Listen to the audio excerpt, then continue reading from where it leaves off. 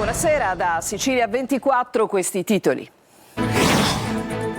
La Procura di Roma indaga per corruzione e rivelazione di segreti d'ufficio legati al progetto del ponte. Nel mirino un imprenditore, un avvocato e un ex magistrato della Corte dei Conti. La D. Ciucci dice Stretto di Messina estranea ai fatti.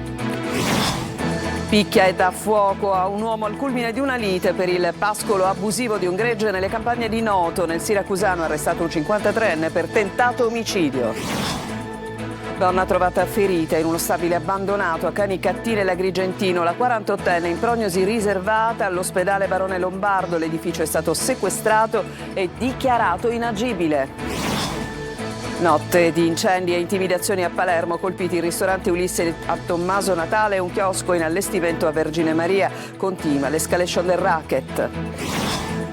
Catania, cittadini infuriati per l'arrivo di bollette Tari con l'acconto in un'unica soluzione. L'assessore al bilancio Marletta dice si può comunque rateizzare.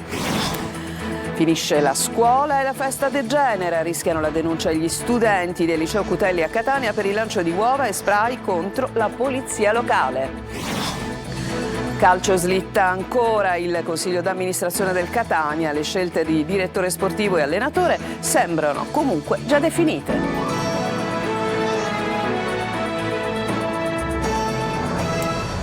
Trovati, la Procura di Roma indaga 3 persone per corruzione e rivelazione di segreti nell'ambito dell'iter di approvazione del progetto del ponte sullo Stretto. Si tratta anche di un ex magistrato della Corte dei Conti, appunto, che è tra i 3 indagati. Ma sentiamo il dettaglio nel servizio di Francesco Triolo.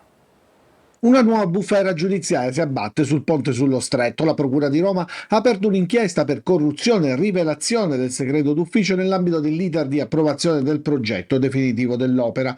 3 le persone indagate. Si tratta di Giacomo Saccomanno, avvocato, 71enne nella provincia di Reggio Calabria, già consigliere di amministrazione della società Stretto di Messina, di Vincenzo Virgilio, imprenditore, 65enne, reggino, residente a Roma, e di Tommaso Miele, 70enne, ex presidente aggiunto della Corte dei Conti, in pensione dal febbraio 2026. I carabinieri del Rossa hanno eseguito perquisizioni tra Roma, Reggio Calabria e Frosinone. Secondo l'ipotesi accusatoria, i 3 avrebbero tentato di influenzare l'esame di legittimità della Corte dei Conti sul progetto del ponte attraverso promesse di incarichi e sostegno per future nomine pubbliche. Contestata anche la presunta diffusione di informazioni riservate sull'orientamento dei magistrati chiamati ad esprimersi sul dossier.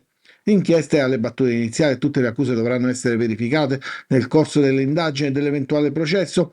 Diverse le intercettazioni anche ambientali dell'ex giudice Tommaso Miele. Secondo l'accusa, Miele, prossimo al pensionamento, era interessato ad ottenere cariche apicali in organismo di diritto pubblico successivamente proprio alla pensione. Immediata la reazione della società Stretto di Messina, l'amministratore delegato Pietro Ciucci si è detto sorpreso delle notizie emerse, sottolineando che la società è totalmente estranea ai fatti. Ciucci ha ribadito la piena disponibilità a collaborare con gli inquirenti e ha assicurato che il progetto prosegue nel segno della trasparenza e del rispetto delle prescrizioni degli organi di controllo. Una vicenda però che riaccende inevitabilmente il dibattito sull'opera più discussa d'Italia, mentre il percorso amministrativo del ponte continua tra sostenitori e oppositori, adesso anche una nuova inchiesta giudiziaria. Dà fuoco al rivale dopo una lite legata a questioni di pascolo. È successo nelle campagne del siracusano. Emanuela Corsi. Lo aveva picchiato, gli aveva gettato addosso del liquido infiammabile e gli aveva dato fuoco al culmine di una lite legata al pascolo. Il Tribunale di Siracusa ha confermato l'arresto di un uomo di 53 anni accusato di tentato omicidio aggravato, tentata violenza privata aggravata e percosse nei confronti di un 59enne di Noto. I fatti risalgono allo scorso marzo in questa zona rurale di Siracusa. Qui l'uomo avrebbe percosso il rivale e gli avrebbe dato fuoco, procurandogli gravi ustioni su gran parte del corpo. Inoltre lo avrebbe costretto a non raccontare quanto accaduto con le minacce. Una brutale aggressione scaturita da questioni legate al pascolo abusivo di gregge. Un'indagine complessa, condotta dalla squadra mobile di Siracusa e dal commissariato di Noto, che attraverso intercettazioni ambientali hanno raccolto indizi gravi contro il 53enne in carcere dallo scorso 4 giugno. Adesso andiamo nell'Agrigentino, a Canicattì. Infatti una donna di 48 anni è stata trovata ferita in uno stabile abbandonato dove viveva da tempo. È ricoverata in prognosi riservata con diversi traumi. I carabinieri indagano per chiarire quanto è accaduto. Davide Sarto. Indagini in corso a Canicattì per chiarire il ferimento di una donna trovata all'interno di questo stabile abbandonato di via Busca a pochi passi al corso Vittorio Emanuele. La donna, una 48enne di nazionalità rumena e senza fissa dimora, è stata soccorsa e trasferita all'ospedale Barone Lombardo di Canicattì, dove si trova ricoverata in prognosi riservata. I medici le hanno riscontrato diversi traumi contusivi. Secondo una prima ricostruzione, le ferite potrebbero essere compatibili con una caduta forse avvenuta dopo una crisi epilettica o respiratoria. Al momento però gli investigatori non escludono altre ipotesi. L'allarme sarebbe stato lanciato da alcuni residenti della zona. Sul posto sono intervenuti i sanitari della 118 che hanno prestato le prime cure prima del trasferimento in ospedale. I carabinieri della compagnia di Canicattì hanno effettuato un sopralluogo nell'immobile e avviato gli accertamenti per ricostruire l'esatta dinamica dei fatti. Dagli accertamenti è emerso che la donna viveva da tempo nello stabile. I vigili del fuoco, dopo le verifiche, hanno dichiarato l'edificio inagibile. Informata la procura di Agrigento, la struttura è stata posta sotto sequestro. Un 29enne è stato arrestato dalla polizia Modica dopo aver aggredito una guardia giurata e danneggiato alcuni locali del pronto soccorso. È accusato di lesioni personali, danneggiamento aggravato e interruzione di pubblico servizio. Disposti domiciliari in attesa della convalida. A Palermo, nuovo attentato, intanto al ristorante Ulisse, ma è stato incendiato anche un chiosco a Vergine Maria. Il titolare del ristorante, preso di mira per la seconda volta, si sfoga sui social. Ci state togliendo la pace, il servizio. Gli uomini del racket delle estorsioni alzano il tiro a Palermo. È stata una notte di paura e di fuoco per due episodi intimidatori. Il primo in Piazza Rossi, a Tommaso Natale, dove è stato incendiato l'ingresso del ristorante Pizzeria Ulisse. Si tratta dello stesso ristorante che era già finito nel mirino lo scorso 7 maggio, quando davanti alla Saracinesca era stata rinvenuta una bottiglia contenente liquido infiammabile. Stavolta però dalle minacce si è passati ai fatti. Le fiamme sono state appiccate all'esterno dell'esercizio. Sconfortato il titolare, che sui social ha detto: non se ne può più. Ci state togliendo la pace, la serenità e la voglia di lavorare. Sempre nella notte un rogo ha poi distrutto la base di legno di un chiosco che si stava allestendo sulla spiaggia di Vergine Maria, una delle tante attività prese di mira dal racket negli ultimi tempi. Tutto è iniziato a novembre scorso con le bottiglie e la richiesta di pizzo lasciate davanti ai locali di Sfera Cavallo, poi sono arrivate le sventagliate di Kalashnikov contro una rimessa di auto in via Sfera Cavallo, il ristorante al Brigantino sempre nella stessa borgata e contro un deposito della Sicily by Car. Un'escalation di episodi, le auto incendiate sempre contro Dragò dopo il distributore a Capaci. Oggi le altre due intimidazioni, una sequela di episodi preoccupanti, inquietanti che sta segnando il territorio commerciale di Palermo. Il sindaco La Galla dice: oggi dobbiamo avere il coraggio di dire che la solidarietà da sola non basta più, ci vuole un intervento straordinario dello Stato. Cambiamo decisamente argomento e andiamo a Catania. I contribuenti sono infuriati per l'arrivo di bollette della Tari con un acconto in un'unica soluzione. Abbiamo sentito l'assessore al bilancio Marletta, il servizio. Dalla Tari tra le più alte d'Italia alla scelta forzata dell'acconto sulla tassa dei rifiuti 2026 in un'unica soluzione. Non arrivano buone notizie per i contribuenti catanesi, con centinaia di famiglie e di imprese che stanno già affrontando enormi difficoltà economiche. A Palazzo dei Chierici, sede dell'ufficio preposto, è un continuo via vai di gente. Per molti l'umore non è certo dei migliori. Bisogna dare un po' più agevolazione alle persone, che non c'è solo la Tari da pagare. Acconto Tari in un'unica soluzione, cosa ne pensa? È sbagliatissimo. E come fanno le famiglie in un'unica soluzione? A sgombrare il campo dalle polemiche e a fare chiarezza ci pensa direttamente l'assessore comunale al bilancio Marletta. Sono cambiate le modifiche, abbiamo dovuto attendere, quindi non eravamo pronti per febbraio, che è la prima scadenza, per inserire queste modifiche perché l'ARERA ancora non le aveva mandate. Quando le ha comunicate noi abbiamo dovuto fare la scelta di cumulare le due rate. Marletta rassicura comunque i contribuenti che potranno recarsi negli uffici competenti per chiedere di rateizzare la bolletta. Il termine del 30 giugno è indicativo, non è perentorio, quindi chi non avesse la possibilità di pagarla in un'unica soluzione del 30 giugno lo può pagare dopo, ma soprattutto abbiamo chiesto agli uffici che lo stanno già facendo di consentire di pagarli in più rate. La gente che si vede recapitare questa bolletta cosa deve fare? Chi lo può fare paghi chiaramente regolarmente appena può, chi avesse difficoltà può pagarlo anche con qualche giorno di ritardo, chi invece vuole mantenere le 2 rate può fare richiesta e verrà autorizzata. Alla base restano i soliti problemi legati all'elevato numero di evasori. Restiamo sul tema bollette, ma cambiamo perché si parla del caos delle bollette dell'acqua nel Catanese. In diversi comuni la gestione del servizio idrico e di depurazione è passata alla SIE SpA. Il risultato? Errori nelle fatture, depositi cauzionali non dovuti e importi stratosferici. Emanuela Corsi. Quando mi dovrebbe arrivare l'acqua? Devo lavorare solo per l'acqua. In diversi comuni del Catanese è scoppiato il caos bollette idriche. Da alcuni mesi non sono più gli enti a gestire direttamente il servizio idrico e fognario, ma la SIE SpA, società a capitale misto pubblico-privato. Un passaggio di gestione che ottempera ad un obbligo di legge, ma che per i cittadini si sta rivelando un vero e proprio salasso. Io in un anno pagavo 120 euro. Adesso? Ora moltiplico per 3. Siamo a Riposto, comune marinaro della provincia di Catania. Qui da giorni si parla soltanto di una cosa, le bollette dell'acqua. Hanno preso solo il numero del pontatore e dopo un mese è arrivata la bolletta da 1.000 e passa euro. Sono ladri, perché in 3 mesi è arrivata una bolletta molto eccessiva. Di quanto circa? Tanto. Tipo? 5.000? 850 euro, 3 mesi. 240 euro di cauzione solo. Al centro delle proteste dei cittadini ci sono soprattutto le numerose segnalazioni relative a fatture considerate anomale, sproporzionate rispetto ai consumi reali, ma anche le difficoltà ad avere chiarimenti o assistenza attraverso sportelli, call center e canali telematici spesso inefficaci o irraggiungibili. Lei ha provato a contattare questo gestore? Sì, ho provato, notevoli difficoltà. Anche noi abbiamo provato a contattare la SIE. Siamo spiacenti. I tempi di attesa hanno superato il limite consentito. La preghiamo di riprovare più tardi. Grazie.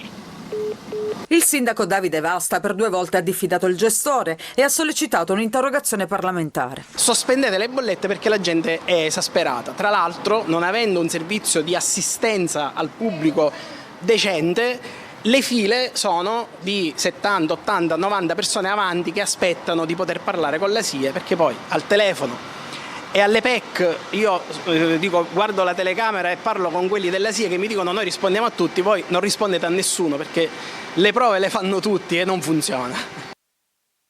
Il direttore generale dell'ASPA di Agrigento, Giuseppe Capodieci, ha annunciato le proprie dimissioni dopo essere stato coinvolto nell'inchiesta Corte dei Miracoli della Procura di Caltanissetta. L'indagine riguarda irregolarità nella gestione del CEFPAS, con particolare riferimento a incarichi, consulenze e appalti che, secondo l'ipotesi accusatoria, avrebbero favorito interessi riconducibili a un deputato regionale. Nell'ambito dello stesso procedimento, la Procura ha richiesto per Capodieci gli arresti domiciliari. L'inchiesta sulla frana di Niscemi. Oggi il ministro Musumeci dai magistrati decide però di non rispondere alle domande dei PM, depositando una memoria difensiva. Gerry Italia. È arrivato poco prima delle 10 a Palazzo di Giustizia Gela ad attenderlo i magistrati che coordinano l'inchiesta sulla frana che a gennaio ha interessato una vasta area a ridosso del centro storico di Niscemi. Il ministro per la protezione civile Nello Musumeci, già presidente della regione siciliana, è tra i 13 indagati nell'indagine che punta a accertare eventuali responsabilità nella gestione del rischio idrogeologico del territorio. Davanti ai pubblici ministeri del pool, coordinato dal procuratore capo Salvatore Vella, Musumeci si è avvalso della facoltà di non rispondere, una linea già seguita nelle scorse settimane dall'ex governatore Rosario Crocetta e dall'attuale presidente della regione Renato Schifani. Il ministro, assistito dai suoi legali, ha comunque consegnato una memoria difensiva ed una serie di documenti a sostegno della propria posizione. L'inchiesta ipotizza a vario titolo i reati di disastro colposo e danneggiamento seguito da frana. Gli investigatori stanno ricostruendo anni di segnalazioni, interventi programmati e attività di prevenzione per verificare se vi siano state omissioni o ritardi nella gestione del dissesto. Un lavoro complesso che attraversa diverse stagioni politiche e amministrative della regione regione siciliana. Oltre a Musumeci, Schifani e Crocetta, tra gli indagati figura anche l'ex presidente Raffaele Lombardo, unico dei 4 governatori coinvolti a non essere stato ancora convocato. Le indagini proseguono con il supporto della squadra mobile di Caltanissetta, del commissariato di Niscemi, dello SCO di Roma e di consulenti tecnici incaricati di chiarire le cause e le responsabilità del cedimento che ha riacceso l'attenzione sulle fragilità del territorio siciliano. Dario Montana è stato nominato direttore reggente del Parco dell'Etna dall'assessore regionale al territorio e ambiente Giusy Savarino. L'incarico è temporaneo e arriva dopo le dimissioni del precedente direttore, in attesa delle nuove procedure di selezione previste dalla normativa regionale. Montana è fratello del commissario di polizia Beppe, vittima della mafia. Adesso ci fermiamo, torniamo tra poco con un incidente sulla A18. A tra poco.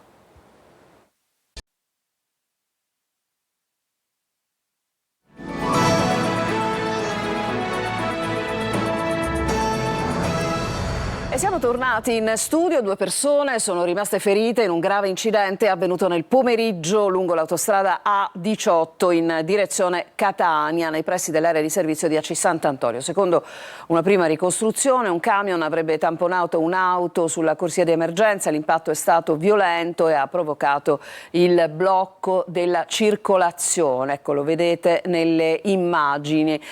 2 gli occupanti dell'auto rimasti feriti, una donna è stata trasportata in ospedale in codice rosso.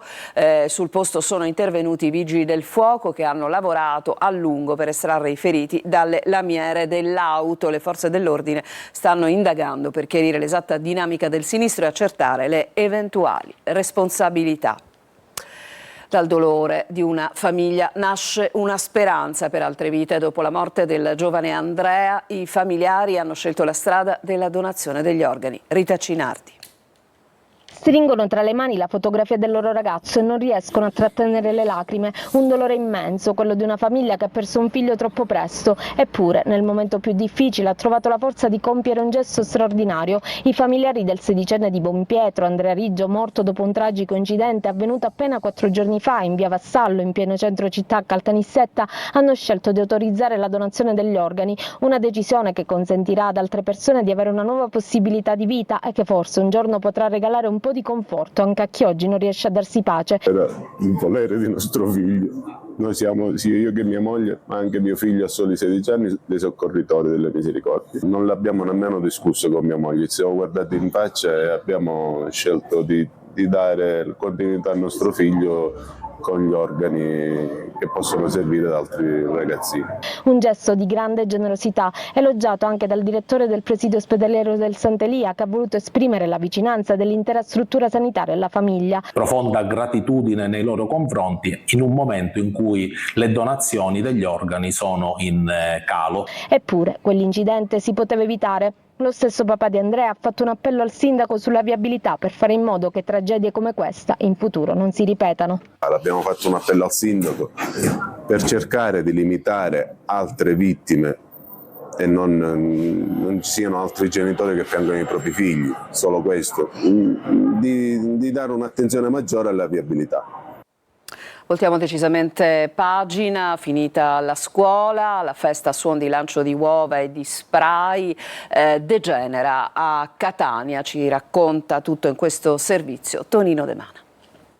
Può una festa di fine anno scolastico degenerare? A Catania sì. È successo questa mattina a largo Rosolino Pilo, dove gli studenti del liceo classico Cutelli si sono scatenati andando ben oltre il limite. Vernice di ogni tipo e colore è stata scagliata contro le auto della polizia municipale che si trovano in piazza per presidiare la zona. In poco tempo, dallo spumante e dai festeggiamenti, si è passati ad un intollerabile assalto alle forze dell'ordine, in primis agli agenti della municipale, ma anche alla polizia di Stato. Il fenomeno, nato come goliardie e diventato virale online in poche settimane, ha spopolato tra maturandi e studenti delle scuole superiori. Non solo acqua, ma anche colore per lasciare un segno visibile. Di visibili però ci sono i segni inqualificabili sulle auto e sulle divise degli agenti in servizio, che hanno dovuto pure subire un fitto lancio di uova. Condivido la festa, ma c'è un limite, è il commento sui social di Carmelo Coppolino, assessore con delega alla polizia municipale. La scena è stata filmata dalla scientifica, i protagonisti dei lanci rischiano una denuncia per oltraggio, violenza pubblica ufficiale e danneggiamento di veicoli di servizio.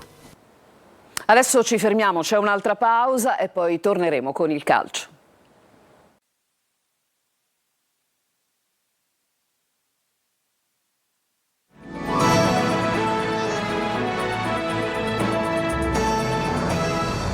Siamo al calcio, slitta ancora il consiglio di amministrazione del Catania, convocato per ieri. Il vertice, come anticipato dal nostro TG, è stato però posticipato. Le scelte di direttore sportivo e di allenatore sembrano comunque già definite. Francesco Triolo.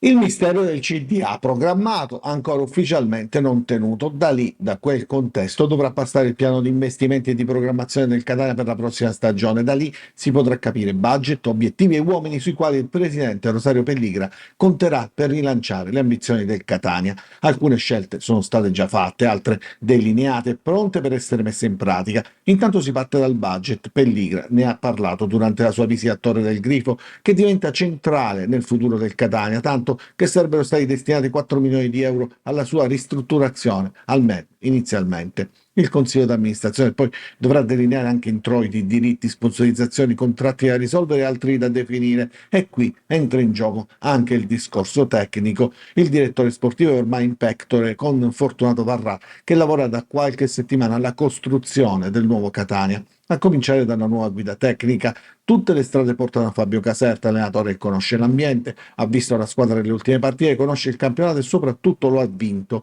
I tempi stanno stringendo anche per passare dalla programmazione alla fase operativa, perché la stagione ha già le prime date. Il 9 agosto è quella del debutto ufficiale in Coppa Italia. Vicenza-Catania, chi vince affronta il Parma. Insomma, la stagione è appena finita, la prossima sta per iniziare. E adesso una notizia: la Serie C ha ufficializzato il calendario della stagione 2026-2027. Il campionato inizierà domenica 23 agosto 2026 e terminerà domenica 25 aprile 2027. Prevista una sola sosta il 27 dicembre e 3 turni infrasettimanali durante l'anno. La Coppa Italia di Serie C partirà invece il 16 agosto 2026, anticipando l'avvio della nuova stagione. E con questa notizia si chiude questa edizione del nostro telegiornale. A tutti voi grazie per averci seguito. Buona serata.